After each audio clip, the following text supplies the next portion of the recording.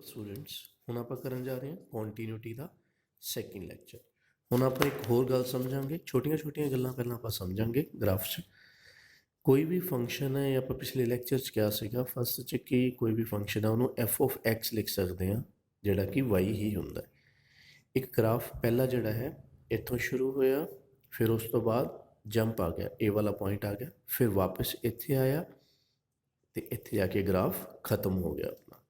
ਆਪਾਂ ਚੈੱਕ ਕਰਨਾ ਚਾਹੁੰਦੇ ਹਾਂ ਕਿ ਏ ਦੇ ਉੱਤੇ ਫੰਕਸ਼ਨ ਦੀ ਵੈਲਿਊ ਕਿੰਨੀ ਹੈ। ਤਾਂ ਇਹ ਪੁਆਇੰਟ ਏ ਲਿਖਿਆ ਇੱਥੇ ਆਪਾਂ, ਏ ਪੁਆਇੰਟ ਦੇ ਉੱਪਰ ਫੰਕਸ਼ਨ ਦੀ ਵੈਲਿਊ ਆ, ਦੇਖੋ ਫੰਕਸ਼ਨ ਦੀ ਵੈਲਿਊ ਏ ਸੀਗੀ। ਹੋਲੋ ਦਾ ਮਤਲਬ ਹੁੰਦਾ ਕਿ ਇੱਥੇ ਤਾਂ ਖਾਲੀ ਹੈ, ਇੱਥੇ ਕੋਈ ਵੈਲਿਊ ਨਹੀਂ ਹੈਗੀ, ਇਹ ਵੈਲਿਊ ਹੈ। ਇੱਥੇ ਵਾਈ ਪੜ੍ਹੀਏ ਕਿੰਨਾ, ਆਪਾਂ ਤਾਂ ਇੱਧਰ ਗਏ ਤਾਂ ਵਾਈ ਕਿੰਨਾ ਡੀ। ਤਾਂ ਆਪਾਂ ਇੱਥੋਂ ਕਹਿ ਸਕਦੇ ਹਾਂ ਕਿ ਐਫ ਦੇ ਵਿੱਚ ਜਦੋਂ ਏ ਪੁੱਟ ਕੀਤਾ ਉਹਦੀ ਵੈਲਿਊ ਆ ਗਈ ਡੀ, ਮਤਲਬ ਵੈਲਿਊ ਆਫ ਦਾ function at x is equal to a is d. हम अगे देखते हैं आप दूसरे ग्राफ से देखिए तो ग्राफ इतों शुरू होया, इत्थे डार्क पॉइंट है, फिर जंप आ गया, इत्थे होलो पॉइंट है, फिर फिनिश हो गया। होलो पॉइंट का मतलब होंदा है आपां नूं पता है कि यह वैल्यू इनकलूडिड नहीं हैगी, डार्क का मतलब है इनकलूडिड है। तो आप ए ते चैक करना है, जो आप ए ते चैक किया एक्स इनपुट किया वाई कितना आ गया, ये डार्क पॉइंट कितनी वैल्यू है सी। तो इतों आप कह सकते हैं कि एफ की वैल्यू ए तो कितनी है सी, मतलब f of a is c. हुण अगे देखते हैं तीजे ग्राफ च।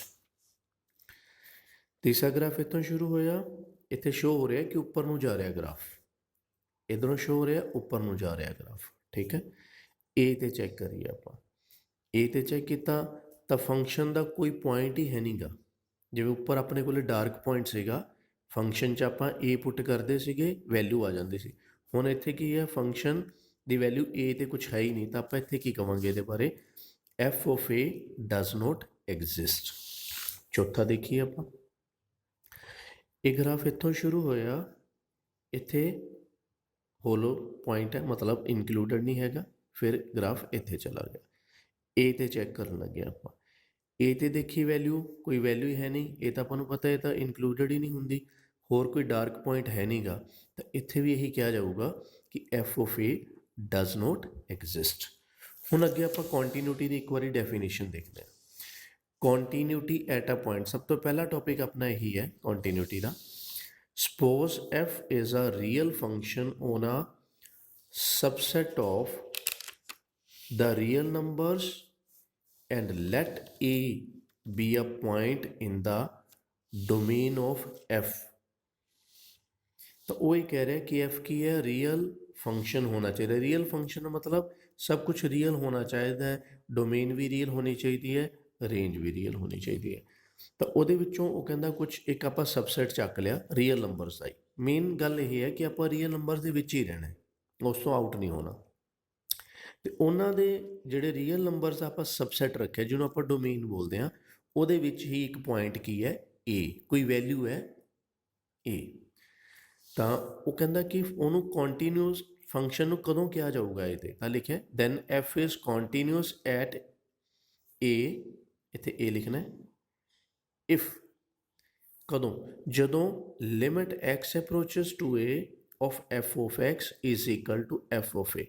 तो वो कह रहा है कि फंक्शन नूं कॉन्टीन्यूअस ए तो उदों ही कहा जाऊगा जो लिमिट की वैल्यू मतलब लिमिट फाइंड आउट करनी पऊगी, जो भी आप +1 च मैथड सीखे लिमिट से इज इक्वल टू कि होना चाहिए एफ ऑफ ए, जोड़ा आप उपर समझा कि फंक्शन के डायरैक्ट भरनी पऊगी वैल्यू।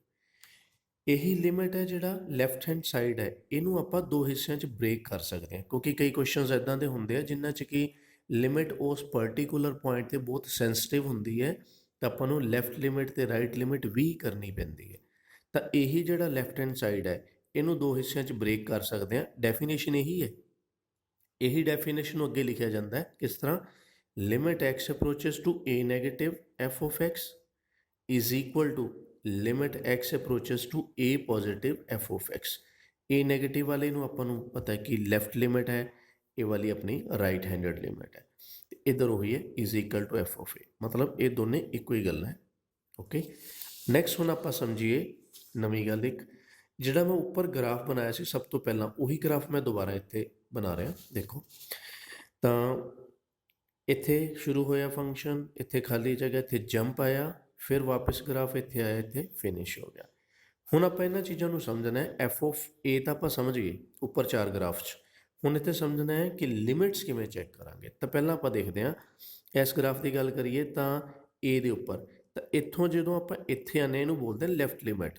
ਤਾਂ ਲੈਫਟ ਲਿਮਿਟ ਹੈ ਜਿਹੜੀ ਉਹ ਕਿਹਨੂੰ ਅਪਰੋਚ ਕਰ ਰਹੀ ਹੈ, ਸੀ ਨੂੰ। ਇਸ ਜਗ੍ਹਾ 'ਤੇ ਗੱਲ ਕਰ ਰਹੇ ਹਾਂ ਆਪਾਂ, ਲੈਫਟ ਵਾਲੀ ਸਾਈਡ ਤੋਂ ਕਿੱਥੇ ਆ ਰਹੇ ਹਾਂ, ਇੱਥੋਂ ਤੱਕ।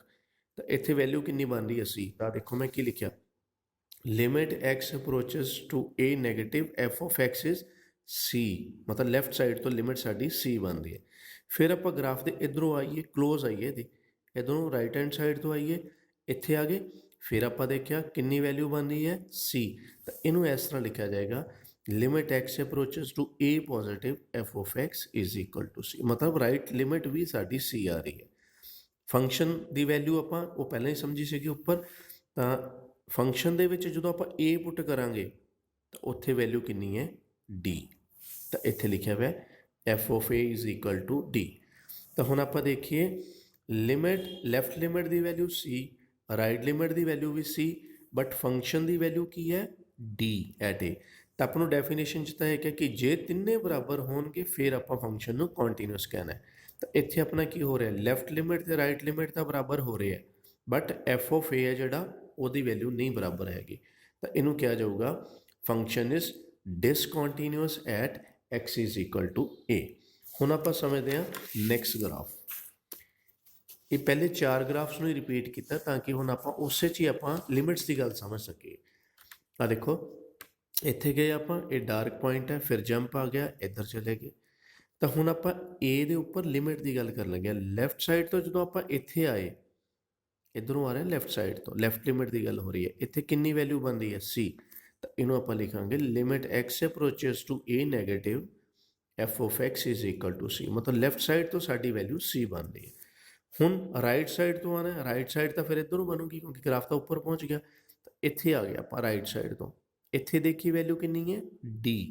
तो कहांगे असीं कि limit x approaches to a positive f of x is d, मतलब साड़ी राइट हैंड लिमिट है वो डी है। हुण गल करिए फंक्शन की, जिहड़ा आपां पहलां समझा सी, फंक्शन की वैल्यू जो ए ते देखी वो कितनी है, डार्क पॉइंट वो कितनी है, सी। हुण तिन्नां नूं चैक करते हैं, लैफ्ट लिमिट सी, राइट लिमिट डी, फंक्शन की वैल्यू सी, ए ते सी आ गई। आपां नूं की चाहिए, तिन्ने इक्वल, बट तिन्ने तो इक्वल नहीं है, देखो सी सी डी। तो इनू भी की कहा जाऊगा, function is discontinuous at x is equal to a. Third graph पर चलिए, ये थर्ड ग्राफ है। थर्ड ग्राफ च आप उपर नूं गए, इधर नूं चले गए। तो इत्थे आप देखिए लिमिट है, क्योंकि ये दिखाया जा रहा है कि ग्राफ उपर नूं ही जा रहा है, इधरों भी दिखाया कि ग्राफ उपर नूं जा रहा है। इसका मतलब लैफ्ट हैंड साइड तो असी लिमिट नूं कुछ दस ही नहीं पा रहे। तो इत्थे असी की लिखांगे, limit x approaches to a negative f of x does not exist, मतलब लैफ्ट हैंड लिमिट एग्जिस्ट ही नहीं कर रही। उस तरह राइट हैंड लिमिट है जी, वो भी नहीं एग्जिस्ट कर रही, इतने लिख लिया आप। फंक्शन की वैल्यू ए ते वो भी नहीं एग्जिस्ट कर रही, क्योंकि ए तो कोई वैल्यू ही नहीं हैगी अपने को। तो जे एक भी चीज़ एग्जिस्ट ना करे, मतलब लैफ्ट लिमिट ही ना एग्जिस्ट करती, तो आप उत्थे ही कह सकते सी कि फंक्शन है जिहड़ा वो डिसकॉन्टीन्यूअस है at x is equal to. ये तो वैसे आप 3 पॉइंट डिस्कस किए, वरना स्टार्टिंग च कहा जा सकता है कि limit at x is equal to a does not exist. उदों बाद चौथा जिहड़ा है अपना, ये देखिए, तो इत्थे आया ग्राफ, फिर उदों बाद इत्थे स्पेस आ गई, फिर उदों बाद इत्थे चला गया। तो लिमिट की गल करिए तो लैफ्ट हैंड साइड तो इत्थे आए आप, इत्थे कितनी आ गई वैल्यू, सी। तो आप कह सकते हैं कि left hand limit x approaches to a negative जी की है f of x is equal to c, मतलब लैफ्ट हैंडेड की लिमिट की वैल्यू साढ़े को हैगी है, सी। इधरों आए, इत्थे देखा, इत्थे भी अपने को की बने, जो राइट साइड तो आए तो इत्थे भी वैल्यू बन रही है, सी।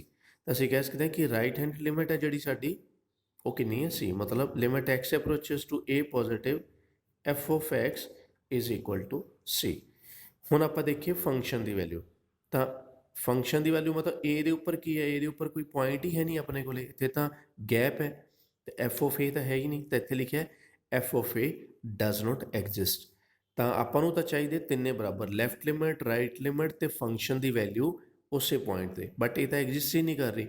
ਤਾਂ ਇਸ ਕੇਸ 'ਚ ਵੀ ਕੀ ਕਿਹਾ ਜਾਊਗਾ ਕਿ ਫੰਕਸ਼ਨ ਹੈ ਜਿਹੜਾ ਡਿਸਕੰਟੀਨਿਊਸ ਹੈ at x is equal to a।